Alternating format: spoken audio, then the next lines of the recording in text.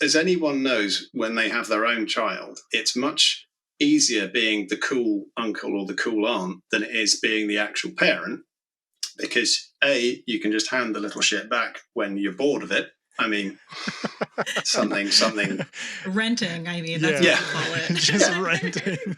Exactly that. But there is a kind of an edifice of societal expectation, especially on mothers. And this is one thing, when I wrote the first series, it is sort of the whole thing, missing father figures and the quest for dads and all the rest of it. It's like, oh, but what is a dad? What is a dad really? It's a tall, beardy guy who chops wood. Good, established. So what is a mother? Like, oh, well, they need to be nurturing and they need to be da-da-da-da. And we go through all of that. So if you then introduce a character as a mother and they start to deviate from those societal expectations, you are going to get people going, I don't like this character. Like, why don't you like the character? Well, she's not very nice. Like, no, she's not. She's kind of an arsehole. But you were fine with it when it was guys. Why is it? Well, she should be looking out for the girl. Like, again, so all of this stuff, people have got, whether they recognize it or not, an implicit set of expectations about if you're going to be a mother and daughter, then it should fit this pattern. And if you see behaviors and, speaking out of turn and all the rest of it, in either direction, it will rub people up the wrong way.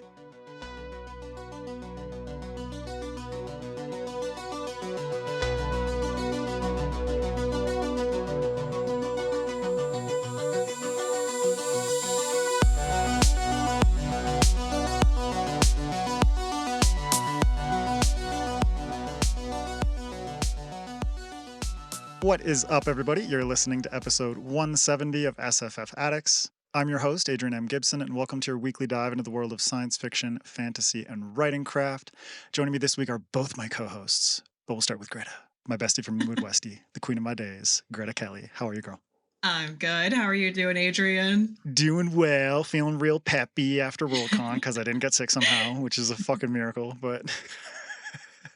it is what it is. But also with us is my lovely MJ Kuhn, my co-pilot, the Chewie to my Han Solo, the Joker to my Commander Shepard. MJ Kuhn, how are you? Hi, I am not feeling peppy after Worldcon because I caught the con crud. And MJ got but just I'm annihilated. alive. She's alive. She got destroyed. So if MJ's quiet today, you know why. She's a, just a humble observer. Yes, just slamming back some meds. Oh my God. Well, if you want to support Greta Kelly, I'll do Greta today. You can go check out her book, The Queen of Days, but you can also go check out The Frozen Crown and the Seventh Queen if you want to support her and her cats and her kids with some awesome fantasy. So go check them out. And if you want to make MJ feel all better, it is on you, listener. Go check out Among Thieves. Literally pay for her hospital bills. Depends on you, listener. Every purchase brings my health bar just a little higher. Just a little higher. Yeah. And if you would like to support the lovely Adrian, check out Mushroom Blues. I also got the Italian edition. Super trippy. Ooh. Which is extra gorgeous. So yeah, but also like with that like backwards spine, so it makes my head spin. I didn't know they did that in Europe too. I thought it was just like a Japanese and Chinese thing, or just like East Asia in general. But no, apparently Italians do it too. So you're confusing. You're confusing. Thank you for translating my book. Yeah, maybe North America's confusing. I mean, we're the stubborn ones, Whatever. Who us? The imperial system. Yeah, we're stubborn. Oh my God. As well, a quick note for listeners, you can support SFF Addicts on Patreon for a ton of cool extras like bonus episodes, author readings, and more. So check the links in the description to support what we do here. Also, don't forget to rate and review the podcast on your favorite podcast app and subscribe to the FanFiAddict YouTube channel where this and every other episode of the show is available in full video. And just a quick shout out to our patrons. David Wragg is with us and I want to see his reaction and I want you all to see it too for our newest patron, which is, I'm going to spell it out and then I'm going to pronounce it. PSHDBKFORSKN. Pushback Foreskin. Thank you for supporting us on Patreon. As well as Zach DiMartini and Andrew Stevens. Thank you all so much for joining us on Patreon. Also, fuck you, Pushback Foreskin, for picking that name. But thank you for the good vibes. And now, officially welcoming to SFF Addicts, David Wragg, author of the Articles of Faith series and the Tales of the Plains series, including his latest release, The Iron Road. Welcome, Dave. How are you?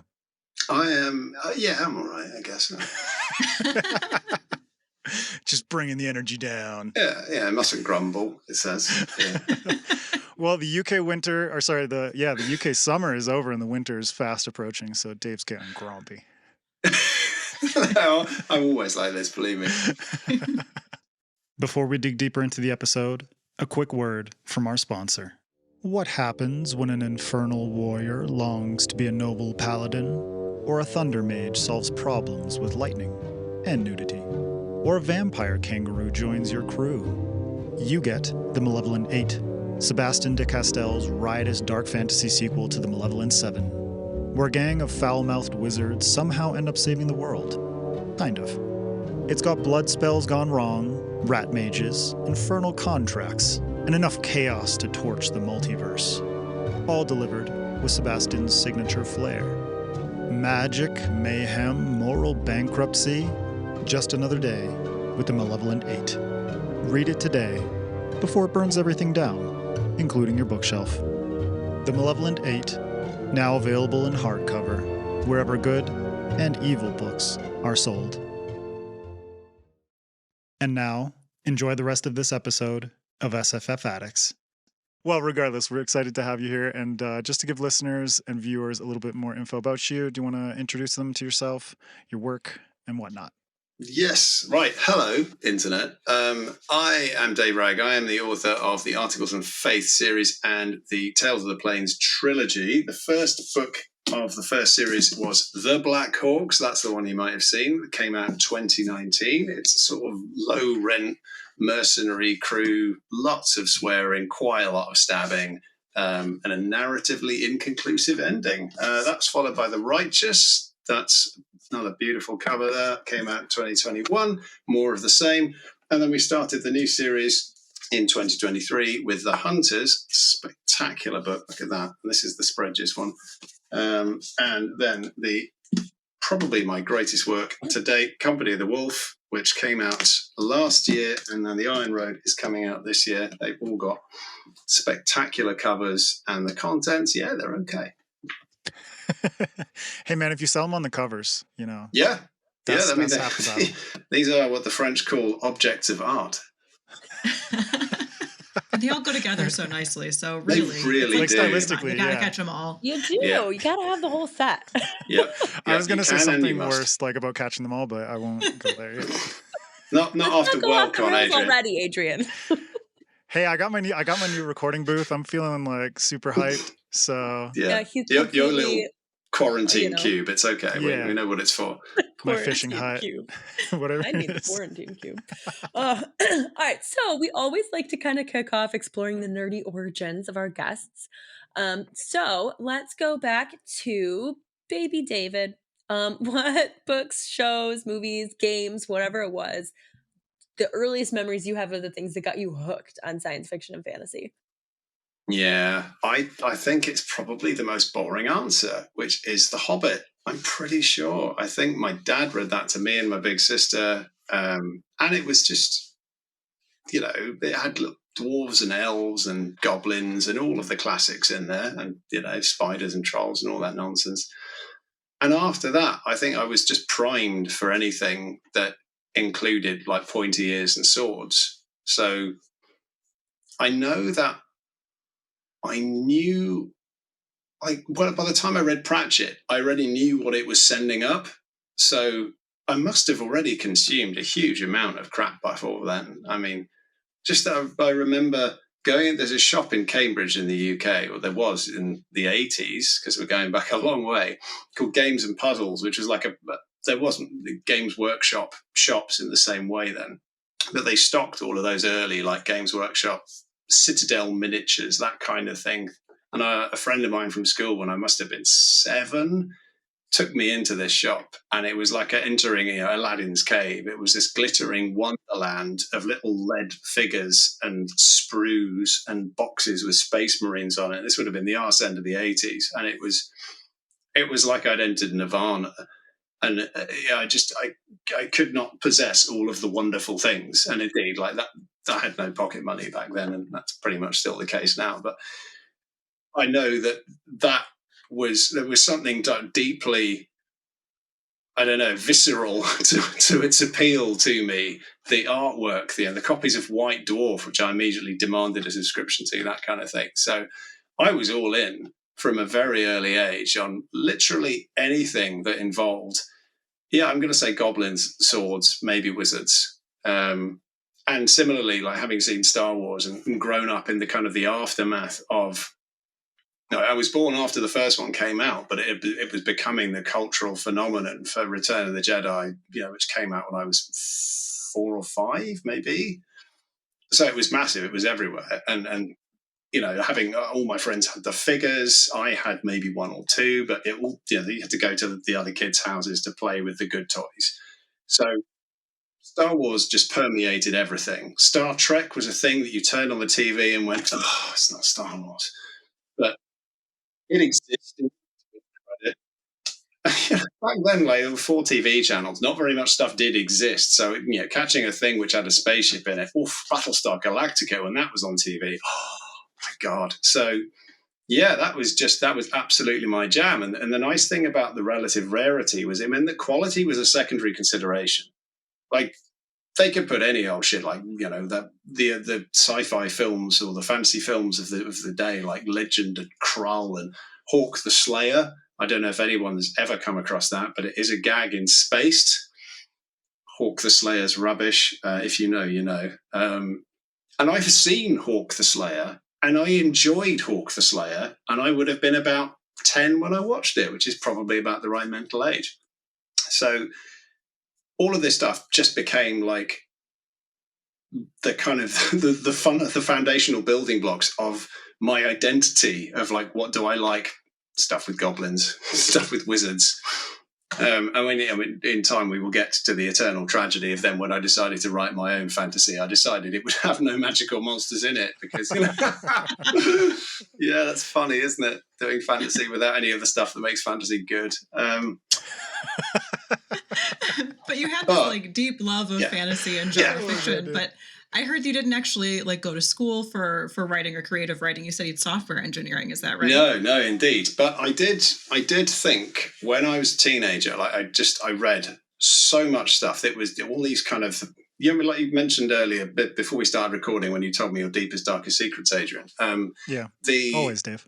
The expanded universe for Star Wars, like I read a couple of them, but there was like an expanded universe for everything because making films back then was so hard. Making TV was impossible. No one would do it. But the one thing you could churn out were merchandise, toys, and books. And they commissioned people. They just write books and books and books and books and books. And it didn't matter, who know how many Forgotten Realms books and how many copies they sell. I have no idea. But I read so many, and then the second order ones are the derivative ones. And like, maybe that's again why I write the kind of stuff I do. But that sense of there is just this absolute like smorgasbord of landfill fantasy. And I came away from that going, I could so do this. I could write absolutely do fantasy. this. I could spin up some tale about some dwarves in a hole, just having an argument. I could do that. How hard could it be? But unfortunately, when in the timeline was that for you?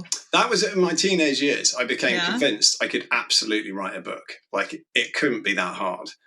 And then I just thought, well, I'll come back to this later, because when I pictured a writer at the time, I assumed it was like someone who looked like Terry Pratchett. It was an old white guy with a grey beard who probably had a little shed that he went to and did his writing on his typewriter. A shed like mine, of course. Yeah, a quarantine cube, with a pipe. And so I obviously wasn't that. And in the meantime, I had to do tedious things like get a job and afford rent and all of that. So, I thought if I couldn't write computer stuff, if I couldn't write fantasy stuff, then my next thing was computer games. Like, so I'll do software engineering, and then I'll become the kind of person that makes computer games. And then the more I found out about how computer games were made and what it did to the people who made them, the less interested I was in that.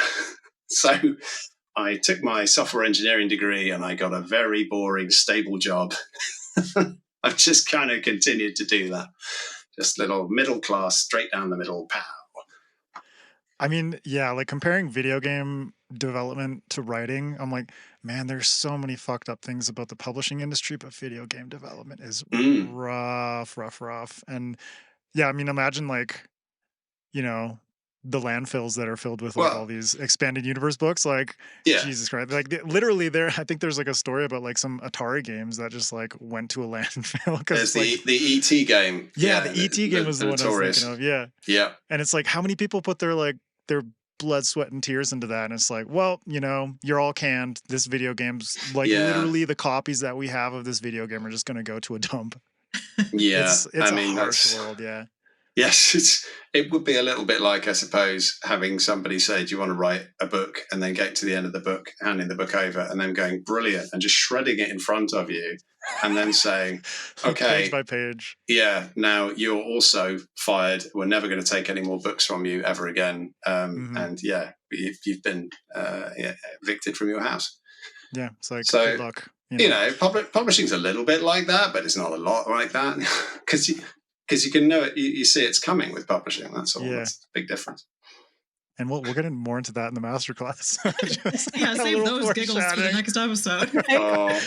Oh my god! But dude, so when it comes to like these you know, these sort of, you know, mainstream jobs that you did, and after realizing that video game development was not a viable path, for suckers, what are some of the big lessons you learned from those other jobs that you've been able to apply to your writing career?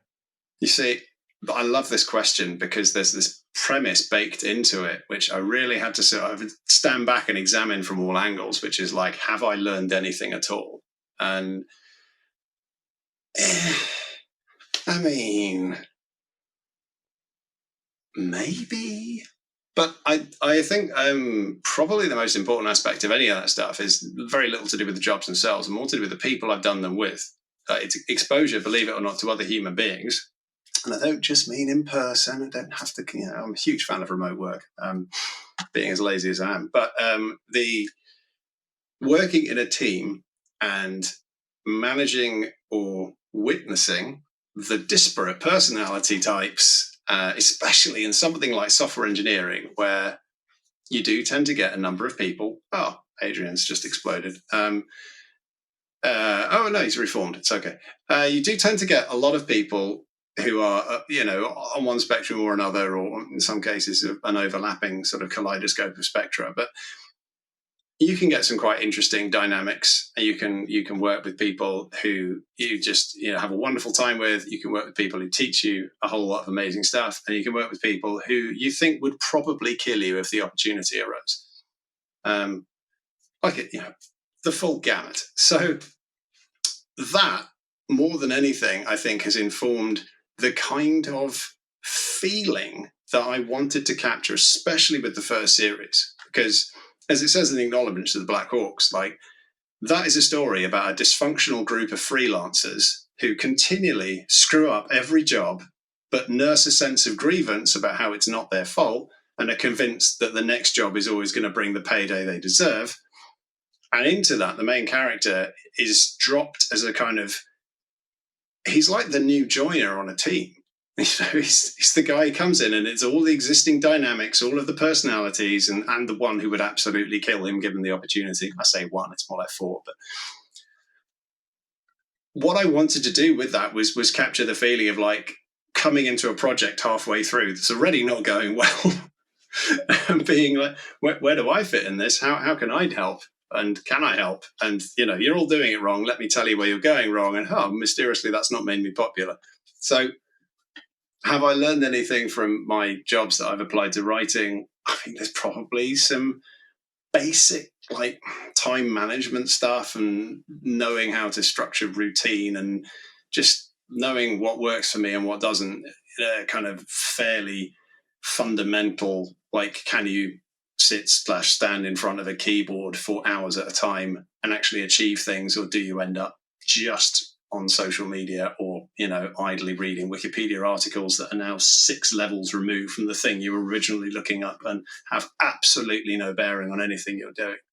So I hope maybe some of that, but fundamentally, I think it's more that it's the people, the personalities, those, like I said, the feelings of, what do you want to capture and reproduce, rather than going like, I base this character on you, he's an arsehole. To be able to go, I want that feeling of not being sure where you stand with people who all seem to know each other, but also they don't maybe get on that well. It's so, like, just like a chaotic found family. Yes, yeah, exactly that. But with no necessary guarantee that you will actually end up as a family, because you might all be dead. Yeah, if they don't kill each other first. Yeah, exactly. If they don't all kill each other. Well, speaking of like lessons, because I feel like you learn a lot of lessons in like working and being around people and stuff, but I've always said one of like the best ways to like learn to write a book is by just like writing books, which is frustrating because that means you have to write a lot of books before you like get anything worth doing. Yes. So your first series, Articles of Faith, sorry for the voice crack, that was funny, kicked off in 2019 with Blackhawks, as we said, but I have a sense that was probably not the first book you ever wrote, especially if you started knowing you wanted to do writing in high school. Can you tell us more about the origins of, your writing and the inspirations that have gone into those early series? Well, yeah, you're absolutely right. Bang on instincts. I did write something before I wrote what turned into the Blackhawks. So I had this sort of career, like early midlife crisis in my early 30s. I guess I was 32 or so. I've been working at the same place for about 6-7 years, and I just done a series of projects that had ended quite badly, and everyone had to work overtime, and they'd still been a bit of a failure and late and everything. And I'd just been put on a new project in quite a senior position, and I was looking ahead and just going, this project's already doomed. It doesn't matter. Everyone could work 120 hour weeks, and we'll pull this thing back from being 9 months late to 3 months late, and it'll still be late. And they keep saying it can't be late, it can't be late. So I guess I got to quit, because I'm not going to ride this out. And it's not like I could be asked to be transferred off this project, because no one ever gets transferred off a project. If anyone could do that, then no one would ever be on the bad ones.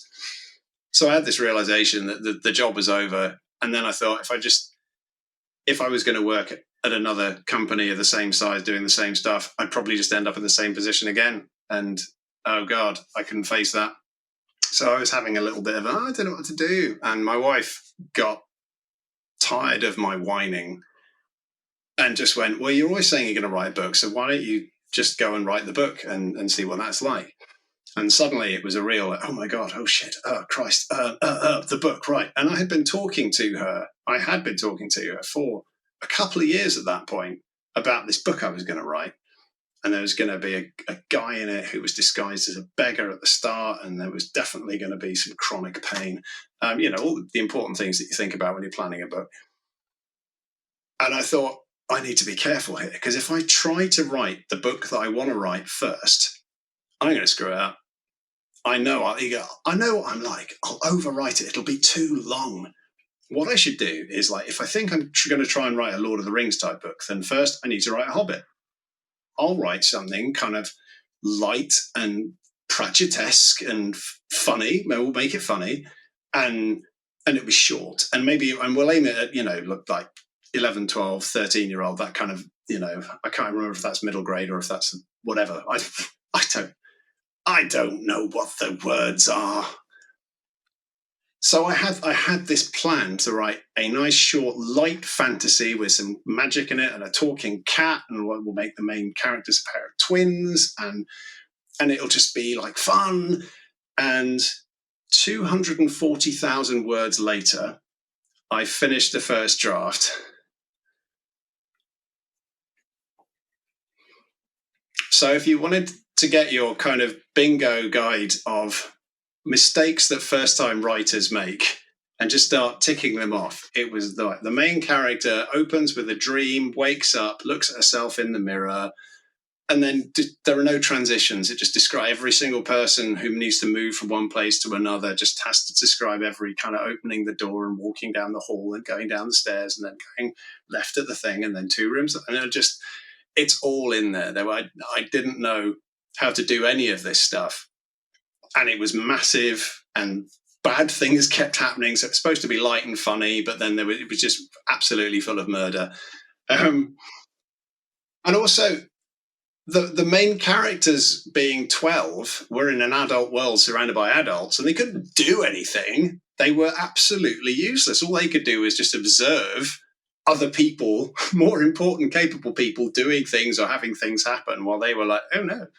So it was an extremely useful teaching experience for me, because the Black Hawks is basically the absolute opposite of everything from that book.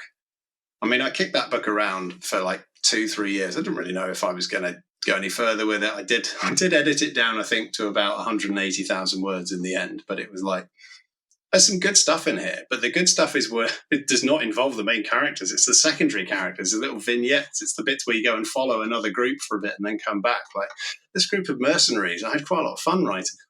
Okay, yeah. So from there, I thought, I'm ready to take on my original book now, and I think I know what I'm doing. And I was half right.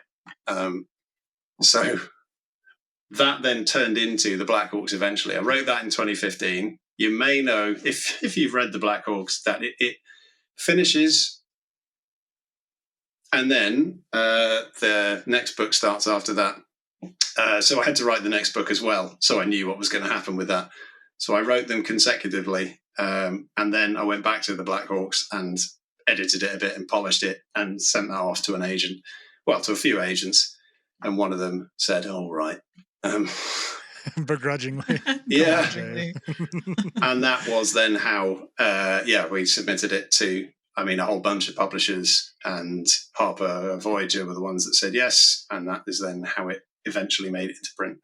But it was written in 2015, first draft, published in 2019. The second one written 2016, published in 2021, thanks to COVID and sort of publishing delays and all that. So, yeah. Fast forward to now, 2025, and you're about to wrap up your second series, Tales of the Plains, with book 3, which we have to dive into because it's a great series. But before we dig any deeper, can you give us a brief pitch for the series and book 3, The Iron Road in particular? Yeah. Okay. So Tales of the Plains is basically fantasy Western in a sort of Persian Plains analog rather than it being the old American West. It's set in the same world as Articles of Faith, but in a bit of a distance and a bit of a time lag. And it's basically about the overarching theme is twinned. One of them is mothers and daughters. The first series was really about sort of lost father figures. It was a young man who had lost his dad, who was looking to try to find a surrogate father or something that could fill that gap in his life. This one is about people who have a kind of parent-child relationship, but maybe don't want one. So there's a sort of a lost mother figures theme to it, which was quite explicit in sort of my planning. And the other half of it is really about what states are for, in the sense that when you think of a Western setting, the kind of the frontier, you're generally thinking lawless. You're thinking, we're away from centralized authority. It's a very that libertarian kind of, we make our own way here. We hunting and fishing and shooting and dying and all of that. That's sort of wrapped up in the whole. If you've got the biggest stick, you stand up for yourself, and otherwise you've got to band together because no one's coming to save you, kind of thing. And that setting gradually bleeds across the entire series in that, like, that's not an ideal way to live. And you need, if you want to have a happy, healthy life, then you need community. But more than that, you need structure and you need consistency, and ultimately you need governance and rule of law and all of this stuff. And there can be many things that wear that mantle, but they don't actually deliver on what is important for people. So the Iron Road has a whole lot of highfalutin thematic stuff going on, but it is fundamentally about the two main characters having been through the previous two books and a couple of years, having reached a bit of a state of perpetual disagreement. Giovanni, the child in the relationship, is now 15 and a half. And as far as she's concerned, she's totally an adult and can do anything that she wants to. And more than that, because her mother / aunt / father figure, parent figure, mother figure, I believe is the term, has kind of declared war on the baddies from the first book and is fighting a kind of guerrilla campaign against them. Giovanni is absolutely fundamentally convinced that she should be front and center in this campaign because she's totally awesome. And she's kind of got a point, but also her mother figure very much disagrees. So on the one hand, you've got the parental protection. On the other, you've got the straining against the yoke of independence. And in the middle, you have got a train full of gunpowder. It's not a real train. I mean, it's parenting. Yeah. Parenting is a powder keg. You never know. Yeah, it's a sort of, I like to think that it's a metaphor, but there's also a very literal train. Yeah. Well, man, I love this duo, like Rhea and Giovanni, and I think it's kind of cool that you approached the mother-daughter relationship through the lens of, an aunt and a niece, because there is like a bit of this disconnect here, and it is there's a lot of room for you to explore the nuances of this kind of relationship, as opposed to like technically we are connected by blood, but I did not give birth to you. And so there is a little bit of that disconnect there that allows for a lot of interesting exploration between these two characters and their developing relationship. So can you tell us a little bit more about them and all the complications that arise between them? So, I mean, it could just have started and you could have just introduced these people as like, this is the mother, this is the child. And you would have baked in a whole lot of expectations there. And as anyone knows, when they have their own child, it's much easier being the cool uncle or the cool aunt than it is being the actual parent, because A, you can just hand the little shit back when you're bored of it. I mean, something. Renting, I mean, that's what you call it. Just renting. Exactly that. But there is a kind of an edifice of societal expectation, especially on mothers. And this is one thing, when I wrote the first series, it is sort of the whole thing, missing father figures and the quest for dads and all the rest of it. It's like, but what is a dad? What is a dad really? It's a tall, beardy guy who chops wood. Good, established. So what is a mother? Like, they need to be nurturing and they need to be da-da-da-da. And we go through all of that. So if you then introduce a character as a mother and they start to deviate from those societal expectations, you are going to get people going, I don't like this character. Like, why don't you like the character? Well, she's not very nice. Like, no, she's not. She's kind of an arsehole. But you were fine with it when it was guys. Why is it? Well, she should be looking out for the girl. Like, again, so all of this stuff, people have got, whether they recognize it or not, an implicit set of expectations about if you're going to be a mother and daughter, then it should fit this pattern. And if you see behaviors and, speaking out of turn and all the rest of it, in either direction, it will rub people up the wrong way, if you like. So I explicitly did not want that. I wanted to start their relationship at a distance and then explain that distance basically by saying, and without wishing to throw too many spoilers in for the book, for hunters, to say that this is largely about Ree. This is largely about the aunt / mum / parent figure, because she, more than anyone, is well aware of the expectations that are put on the word mother. And, even in this fantasy world, there are still expectations of what a mother should be. And she wanted no part in it. However, you could still look out for a young person who is in your care and call yourself their aunt and kind of do the work, but only really in the manner that you're comfortable with. And the flip side of that, of course, is Giovanni has an enormous amount of independence, and that independence then grows and grows and grows. And she isn't necessarily aware there's anything missing because that's what she has known. And the events of the Hunters, and certainly the inciting incident of the Hunters, kick off a whole train of thought for her, which is like, wait a minute, have I been shortchanged here? What could my life have been if I hadn't had Ree as my guardian and we hadn't moved out to the arse end of nowhere for some reason? As if almost we were hiding from something. Gee, what could it be?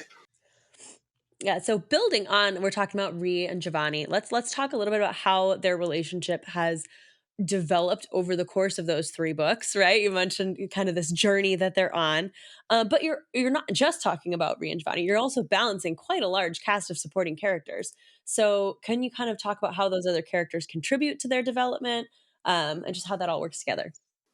Well, one thing I decided, again, looking to try and tread new ground after the original series, which was, I like to say, it's one book in 2 parts. So for this one, I wanted 3 distinct stories with a start, a middle, and an end.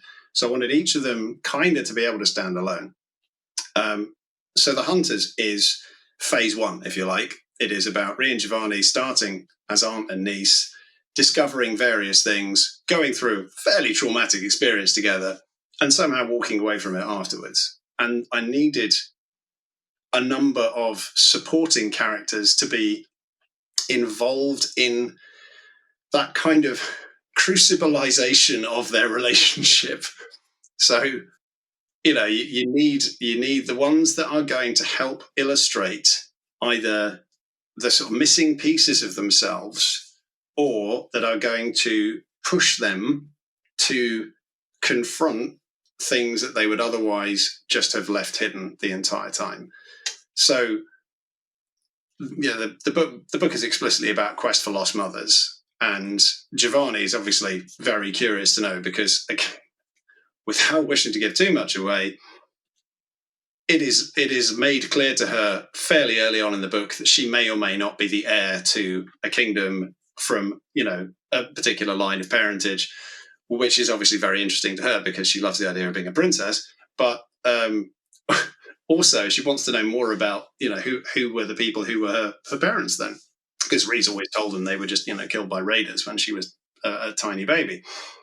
So you've got that side of it, but then you've also got Aki and Anash, who are explicitly looking for their own mother. Now, they're like late 30s or mid 30s, I think. I have to check my spreadsheet. But their mother was friends with Ree years before. So here you have 2 people who have crossed a continent looking for their own mum. And when they couldn't find her, looking for people who knew her as a way of sort of maybe subtly suggesting to Ree that, like, some people take their mothers seriously. Believe it or not. And then at the other end of it, you got someone like the White Spear, who's like, oh yeah, cool. I had some kids, but whatever. Just completely indifferent to the whole of it. Just rent them off. Who gives a shit? Yeah, it's fine. Doesn't matter. But as far as she was concerned, it was a sort of like the culture that she's from is one where all children belong to the tribe, so it doesn't really matter who actually emits them, so to speak. Once they're up and about, they are just part of the collective herd, and then they are trained to be fierce warriors, and then they go off and commit acts of inhumanity. Yeah. But that's a cultural thing. It's not us to judge. And every culture is different. Yeah. Yeah. So in terms of the first book, that was specifically about, we want to sort of put into relief, really, what's missing from their relationship, make them confront and think about, and individually and as a pair, what it is they both want, which, as I understand, important when it comes to plotting character arcs. I don't know, I keep hearing this. The second book is a slightly different proposition because the whole thing takes place over about 4 days in a single location. The pitch for Company of the Wolf, which I still think is probably my favourite book of all of the ones I've written. It's like Seven Samurai, it's Magnificent Seven, it's villagers versus bandits in a wood. But here again, we're examining the sort of a different, like, if the first book was about sort of secrets and the hidden relationships, the second book is then about, okay, well, now we know in theory the truth about each other and ourselves. what are we to each other? How do we make this work? And what do we then expect of each other? And also, is pacifism a workable way of living if you've got a heavily armed mercenary band living on the other side of the valley who keep asking you for stuff in an increasingly insistent way? Which is, again, on the thematic end of it, like what are states for, etc. So what you have essentially is corrupt policing here. You have an extortion racket, and you have Ree, who just cannot leave stuff alone, wanting to get involved because she sees an injustice that needs to be corrected, and the people... It's not so much the injustice that bothers her, it's the attitude of the people espousing the pacifist side of it, which she thinks they are wrong-headed and stupid. Maybe she's right. Naturally, her manner is abrasive. And then you've got Giovanni trying to mediate the whole thing, trying to work out her own thoughts of the whole experience, trying to work out, because Ree is at once, her protector, but also increasingly fallible. How much does she need to then sort of step in, and what can she do? So the conclusion again of that book is like, how do we look out for each other? How do we care for each other, both on the sort of the micro scale of the individuals and the more macro scale of a village? It's not that macro, but still small.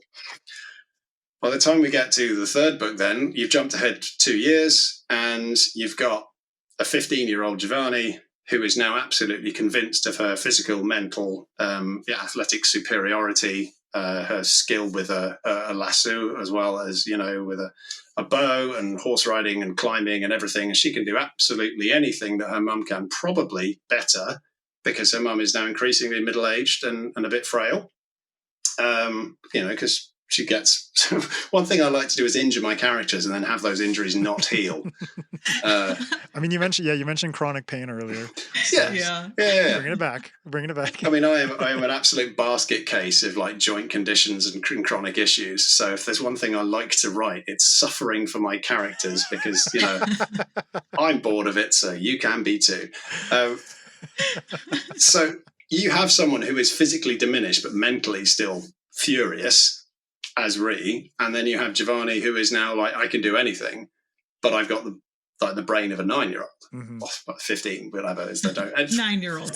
Functionally not a difference. 9 to 15. So yeah.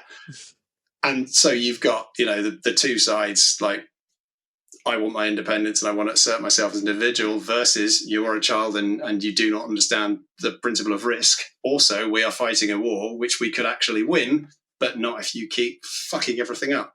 So that's pretty much where the relationship ends up in book 3. And the ending will be a surprise. Yes. Yeah, and it's resolved peacefully. Wink. Wink. Well, the idea of having a teenager as someone who has 2 young daughters is too horrific for me to contemplate any longer. It's so coming, I'm changing Greta, the subject. It's And we're talking world building. You mentioned earlier that Tales of the Plane takes place in the same world as Articles of Faith, which I always find so fascinating because it's not something you see very often. So why did you decide that you wanted to play in the same sandbox as your original series? Well, I can give you the glib answer, which is that that's what the publishers asked for. Yeah, it was the request at the end of, once I delivered the second, was in the process of delivering the second book, The Righteous, was, can we have more books in the same world? But a new jumping off for people who haven't read it, but might go back and read it later. So I didn't just want to keep churning out mercenary books of people wandering around the same sort of vaguely Central European landscape. But one thing I'd done when I do like to subvert tropes, tee-hee, which is, again, why there's no magic and monsters in my fantasy book. So rather than doing Western Europe as the setting, I picked a sort of the Caucasus, Transcaucasia, basically, a sort of Georgia, Turkey analog, and then flip the globe on its head, so it's Southern Hemisphere. And the events of the second book, The Righteous, they move steadily north. I mean, they go all over the place. It's a real travelogue. But by the end, they end up in the north, which, as it's Southern Hemisphere, means you're getting closer to the equator. Things are getting hotter. They're getting dustier. And on a real world map, they're basically wandering from Turkey into Persia. And the thing about Persia is it's got the most amazing geography, and they actually made westerns there. There is a whole string of like Iranian westerns, which are, I mean, I haven't watched any, I've seen some clips on YouTube, but the very fact that it was possible gave me this wonderful opportunity to say, well, hang on, I want to do something different. I don't just want to do, COD European fantasy anymore. I want to explore some of the themes that, we mentioned earlier, the notion of the sort of, frontier life, all the rest of it. And I've just got this incredible like opportunity. It's just sitting here. I've stumbled into through my own kind of invented geography. Like if you just keep going in that direction, you are going to go into dusty plains. You've got salt deserts. You've got, red mountains. You've got gullies, creeks, all the rest. You have a kind of a Wild West type landscape just ready to go. And all you need to do is make it true to the rest of the world in every other respect. But you can take characters and just keep moving them northwest, basically. And there you have it. You have like the limits of civilization. You've got the frontier, you've got the miners, you've got, the trade routes, but it's it's not so much, wagon trains as the Silk Road, which is why the whole thing opens with, a guy in his caravans at the caravanserai. So it's still got that sort of, you could talk to Steve Arian, who did huge amounts of proper actual research for his sort of historical fantasy, which is set in, 1250s Persia. And mine is not set in 1250s Persia, but it's set in a sort of 1250s sort of Persia, where also we've just fudged a lot of stuff and it's not real. Well, building on that, I mean, like, for me, that's one of the coolest aspects of the book is like the characters and how they inhabit this really cool world and how you differentiated it from your first series into this kind of like Wild West type vibe, like Persian Wild West, which is really fucking awesome. And I mean, you mentioned that Steve put a lot of effort into researching for his, but like, did you do any research for yours? Oh God, yeah. No, again, you kid yourself with fantasy that like, well, it's invented. You don't need to research anything, but like, there's that awful word verisimilitude is just waiting to leap out and clamp its jaws around you, because if nothing makes sense, no one can understand what's happening or why it's important. So things have to make sense, which means you need consistency, which means you need elements of just standard background things where you know the answer and you can handle it if it comes up, but otherwise it's not a big deal. And just think like, what are their clothes made of? Oh yeah, where do they get the material? Like, what do they eat? How is it made? Where is it grown? How does it get there? How do they preserve food?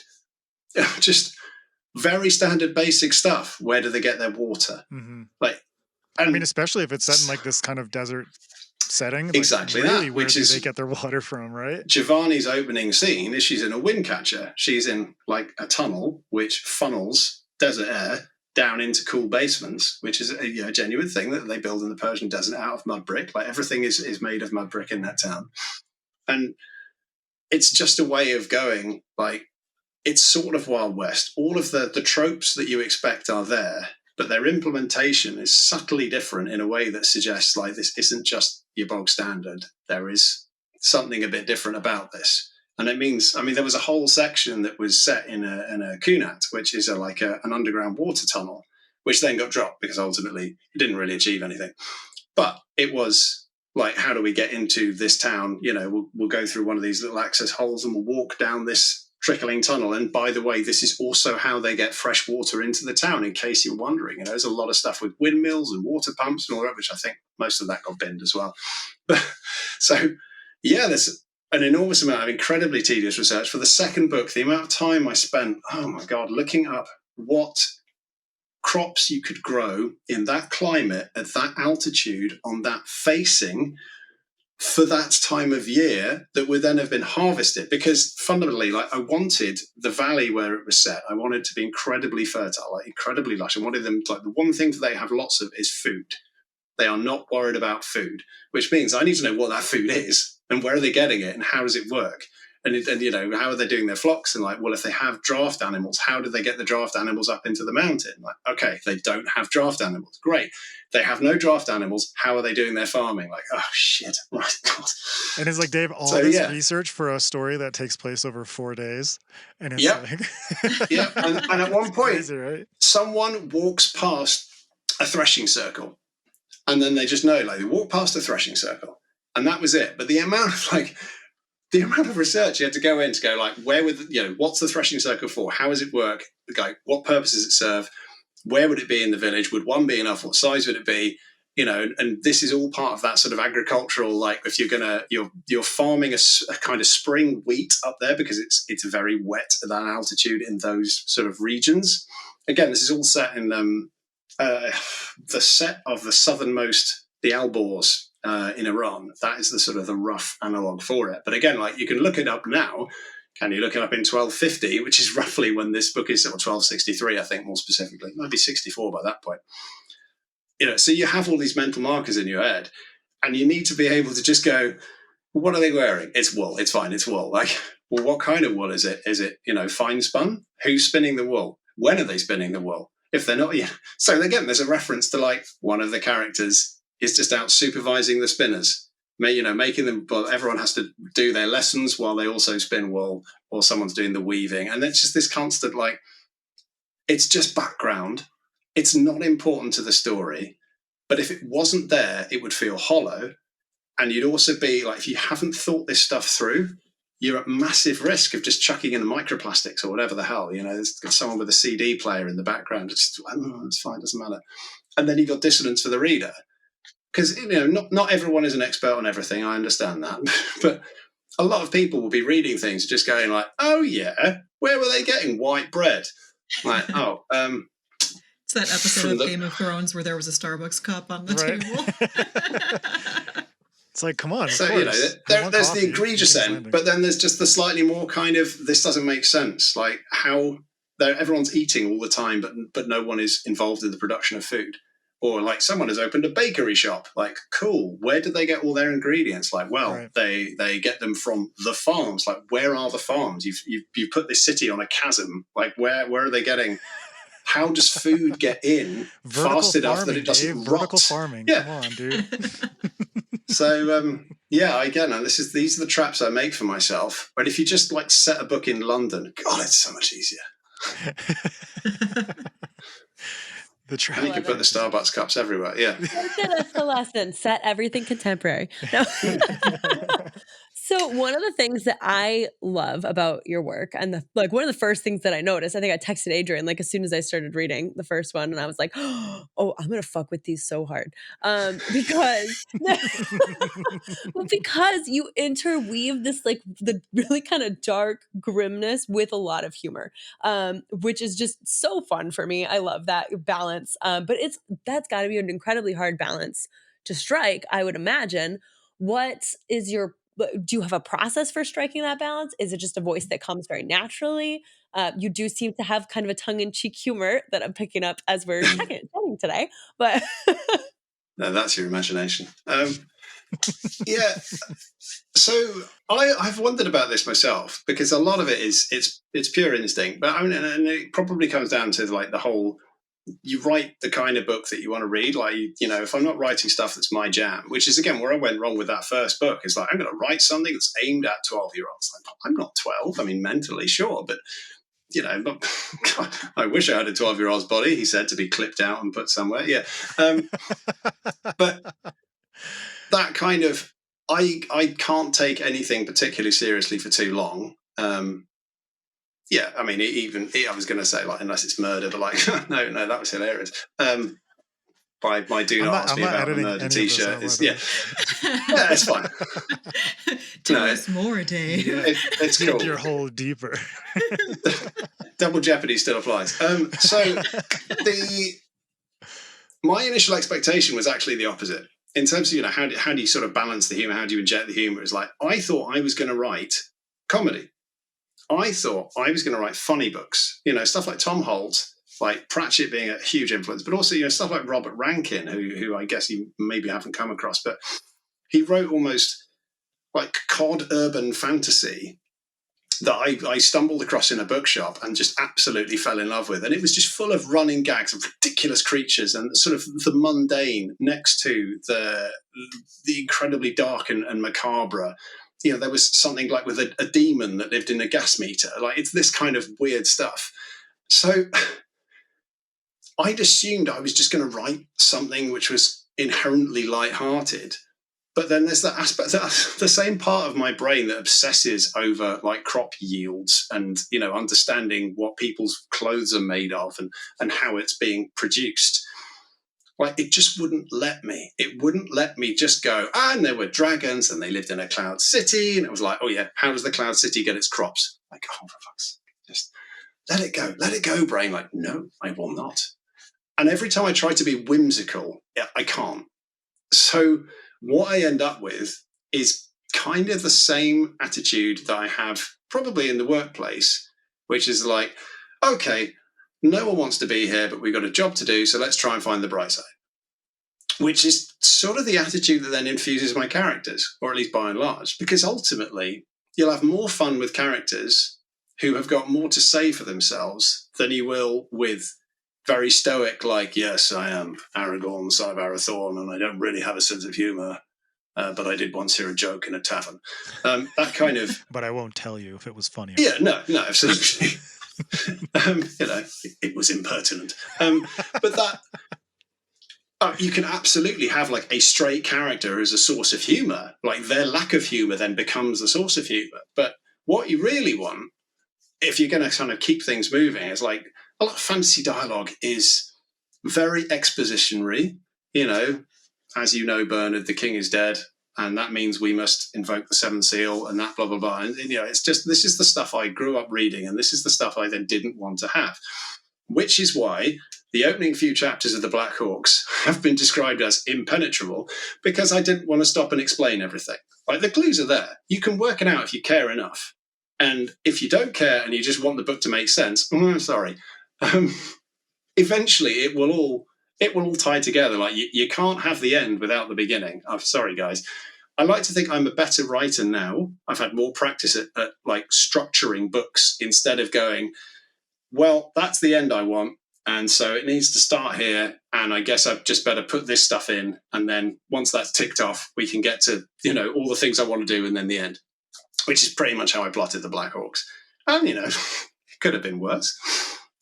I like to think the second book's a bit of an improvement, but now at least I am putting quite a lot more thought into kind of structure and arcs and all of that. But fundamentally, the idea that I want the voice of my characters to be realistic, to be true, and to come from that slightly clever, slightly mouthy, slightly kind of, if we're going to do this, then at least we're going to have fun, even if you're not. So, yeah, it's that, and just a natural inclination for kind of trying to write things that make me laugh. And that means quite often set up lines and then inevitable, like, you've got to have the character, like obviously Lemon from the first series, who fulfills the role of just saying not just the obvious, but like the turbo obvious, the kind of the excruciatingly supercharged, like, worst possible thing to say, with an absolutely straight face and a slightly quizzical, like, why are you all looking at me like that? We all have a lemon in our life, though. Yeah, we all want a lemon in our life. Yeah. Well, so I mean, every so often I get asked the question, like, which of your characters would you want to spend time with? Like, none of them, because they're all awful.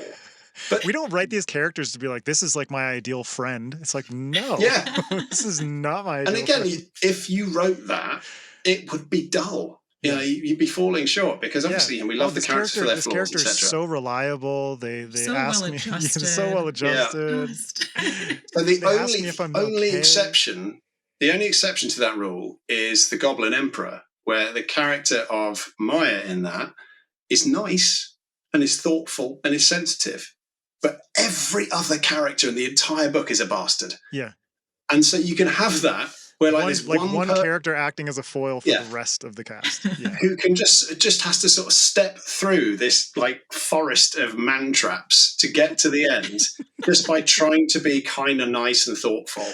But like, you can't. Again, if you have nice, thoughtful characters who respect each other and speak politely, you are not going to get the conflict and tension that holds interest. I think we should go here. Yes, good idea. Let's do that. They went there. I'm not going to be able to get the image of a forest of man traps. I know. Out of my I'm just thinking alternate title for the series. Forest of man traps. Now that Forest of Man Traps, I mean Tales of the Plains is all wrapped up. I mean, what totally normal and well-adjusted characters are you going to be writing about next? Can you tease what's coming up next for you at all? Well, I swallowed that wrong. I do. Sorry, that's another one for you to clip and dude, you're on fire today. I'm loving this so much. Yeah, it's good because it's Friday night here, right? You're all, I don't know, I guess it's somewhere like Tuesday lunchtime, but yeah, here in the future, okay, shit's getting real. So wild over in the UK. To go to we're well known for letting loose in the United Kingdom. Yeah. So, whatever the original question was, I do now have a book on submission as of like a week ago, which is a complete change. It is a wholesale, like it's a change of genre, it's a change of tense, it's a change of person, as a little technical terms there for those of you who enjoy a bit of writing. So first person, present tense, near future, kind of noirish-ish. I mean, I hear noir's very in now. So, I've thrown one of those out there, and we'll see if anything comes with that. Otherwise, I'll probably end up self-pubbing that because I really love the character and the series and the world, and I just want to keep writing those. And I'm in the early stages now. I'm about to start writing a new fantasy book, which for the first time is going to have fantasy monsters and maybe even a bit of magic in it. Wizards. It won't be called magic, though. Well, we'll come up with another word for Some lame-ass wizards. Well, I hear Forest of Man Traps is available as a title, so just throwing it out there. Yeah, it'd be good. And I've got myself nice and worked up about the theme as well, in a kind of like, I really want to write about this because, one thing about the world being as it is when you can't do anything about any of the stuff that winds you up. I mean, I have dreams where I scream at politicians that I hate. Like, this is something that's developed over the last few years. I don't really know. I mean, you don't have to be Sigmund Freud to guess why, but like, I had one just last week of me berating one of the UK's shittest politicians on a bus. And I mean, I don't usually take the bus, so it really was strange. I can't do anything about it in the real world, but what I can do is create things to make myself feel better in fantasy worlds. And then obviously the obsessive part of the brain is like, yes, but you can't just do the thing to make yourself feel better. Now you have to construct a kind of a realistic set of events around it. And you can't just have a happy ending, lol. No, you're going to need to make it feel right. It has to feel true, which of course means, no, you can't just get your revenge and, pull the guy's fingers off one by one and then stick his head up his arse. Like, no, it can't be like that. There has to be a cost. So, I'm kind of working backwards from that. So, that'll probably take me 6 months to write and then another 6 months to correct. So it can be read by another human being. So, look for that publication 2029. That's my guess. Meanwhile, Dave is living his best life in his dreams. It's some dark and upsetting stuff in my head. So it's sometimes that's where it creeps into the writing, I guess. Yeah, we just get all of our fucked up like thoughts and tendencies onto the page, and that's like our therapy, and I think that's a good thing. Yeah. It doesn't really work as therapy, though. I mean, it's always a work in progress. Yeah, we keep doing it in the hope it'll somehow help, but who knows? Maybe next time. Yeah, we're weird obsessives, but. Dave, it's been an absolute pleasure chatting with you today. And I mean, like you've just given me a bunch of clip fodder and good laughs. And I really appreciate it for that.